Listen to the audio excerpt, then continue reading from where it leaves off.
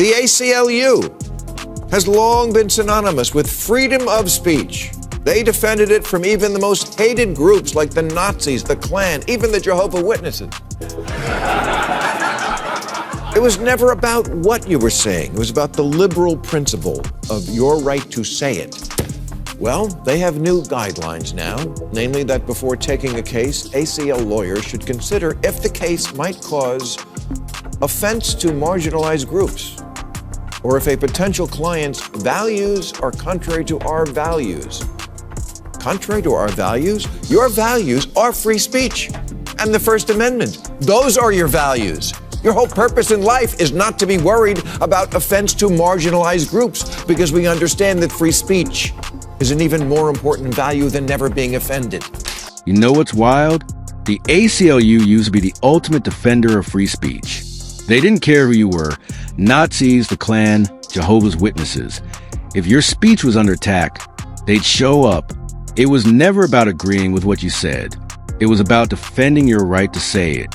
That was the whole point of liberalism, freedom of expression, even when it made people uncomfortable.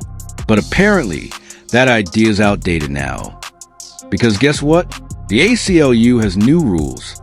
Before they take a case, they now have to ask, could this offend marginalized groups? Or does this person's worldview align with our values? Our values? What does that even mean? Their one and only value was supposed to be the First Amendment. That's it. Period.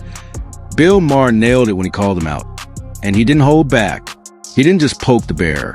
He torched the whole woke circus live on TV. Because honestly, someone had to. Think about it. The same ACLU that once defended Nazis is now scared of offending people on Twitter. They've gone from fighting for freedom to chasing followers. It's like watching a superhero retire just to become a social media influencer. Next voice, next voice. TLC is the perfect symbol of how corporate America lost its backbone. It used to stand for the Learning Channel. Actual learning. Back in the day, they had shows like Ready, Set, Learn, and Learn to Read. You might have actually learned something. Fast forward to now. Cake Boss, Gypsy Sisters, Toddlers, and Tiaras.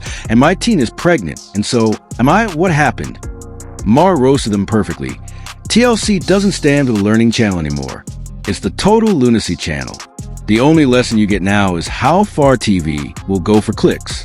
They've turned education into cheap entertainment. The goal isn't to expand minds anymore. It's to numb them. Become the opposite of what you always were, you have to change your name. It's become a trend in America these days, morphing into something completely different from what you were founded as, but still pretending you're the old you. TLC stands for the Learning Channel. They used to have shows like Learn to Read and Ready, Set, Learn. Here's some of their present and recent offerings. Cake Boss, Gypsy Sisters, Toddlers and Tiaras, Extreme Couponing, What Not to Wear, My Teen is Pregnant and So Am I. 1,000-Pound Sisters and Alaskan Women Looking for Love. And that's just the shows about the Palins. Then Maher hit the next target, A&E. Remember when the A stood for arts? As in symphonies, documentaries, and creative storytelling? Now it's Storage Wars, Hoarders, Ghost Hunters, and Deep Fried Dynasty. Stuff you watch when you've given up on ambition. Maher joked that A&E is for people who find TLC too intellectual. Brutal, but not wrong. The arts in A&E are gone. They've traded culture for clickbait, creativity for algorithms. This is an evolution, it's extinction. When everything's just entertainment, nothing has meaning left. Next voice, next voice. And then came a knockout line.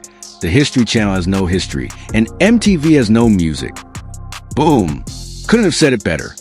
These networks cling to their old logos like trophies, pretending they're still what they used to be. It's like buying a petting zoo, turning it into a fetish club, and still calling it Happy Hooves. It's at least be honest. Change the sign. Don't slap learning, arts, or history on your name when all you're selling is cheap drama. Either live up to your legacy or admit you sold out to the outrage crowd. A in A&E stands for arts. Seriously. They used to show the symphony. Now they have Deep Fried Dynasty, Hoarders, Storage Wars, Ghost Hunters, and Psychic Kids. You know, for people who find the Learning Channel too intellectual. Speaking of sellouts, let's talk about Playboy. Yeah, that Playboy. Once a symbol of confidence, beauty, and unapologetic masculinity. Then, out of nowhere, they put a gay man on the cover. Now, representation is great. Inclusivity is fine. But does every brand need to be everything for everyone? There are already tons of magazines celebrating LGBTQ culture. Why hijack one that stood for something entirely different? Maher even joked there are already a dozen magazines for gay men. 13 if you count Martha Stewart living. Behind the humor, though, there's truth. Not every space needs to be universal. Different audiences exist. That's not intolerance. It's reality. Playboy trading its identity for woke approval isn't progress. It's desperation. The History Channel has no history, and MTV has no music. I'm just saying, you can buy a petting zoo and turn it into a bondage dungeon, but you gotta change the sign. And that desperation is everywhere. Take Sports Illustrated swimsuit issue. It used to celebrate fitness, glamour, and beauty. Now it's basically a diversity pamphlet with a guilt trip on the side. Maher joked that they now celebrate every body type except the healthy kind. That's not fat shaming. It's reality checking. What used to be a fun annual celebration has turned into a lecture on body politics. You can't promote body positivity while ignoring health. Obesity isn't empowerment. It's a problem. Next voice, next voice. Maher pointed out how ridiculous it's gotten. Even Weight Watchers caved. They rebranded to just WW because the old name sounded fat-phobic. That's like calling a fire extinguisher a hydration device. You completely miss a point. The body positivity movement began with good intentions. Love yourself, be confident. Ignore impossible beauty standards. But somewhere along the line, it was hijacked. People started treating health as just another opinion. Maher nailed it. You can't redefine unhealthy as healthy. Playboy put a gay man on the cover, which I guess we're supposed to celebrate, even though it was 2021 and there's already a dozen magazines for gay guys, 13 if you count Martha Stewart living.